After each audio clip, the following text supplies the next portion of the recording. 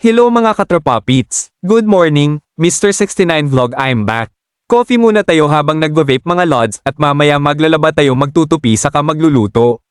Mahirap din pala mga lods ang ginagawa ng ating mga asawa kahit nasa bahay lang sila. Kasi ako na-realize ko ang lahat habang ako'y walang trabaho at ako ang gumagawa sa gawaing bahay. So para sa akin hindi lang pala ganon kadali ang gawaing bahay mga idol. At naglalaban na nga ako dito mga katropapits. Kahit di naman kaano kadami ramdam ko pa din ang pagod.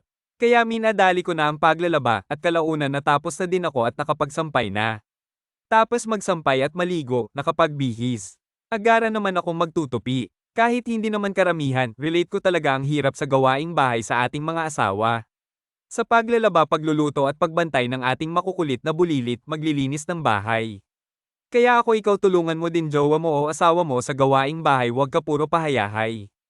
At ito na nagluluto na ako ng ulam saka nakapagsaing na din ako mga katropapits. Kinakatkat ko lang ang video sa sobrang haba mga idol. Pagpasensayahan nyo mga lods at yan lang muna ang may bahagi ko sa inyo. God bless mga idol.at. Sa muli humihingi ako sa inyo ng kunting pabor. Mga idol baka naman, pa-subscribe naman ako dyan at pa-follow na din sa aking Facebook page. Thank you very much mga idol. Mr. 69 Vlog nga ulit. Bye bye and God bless all.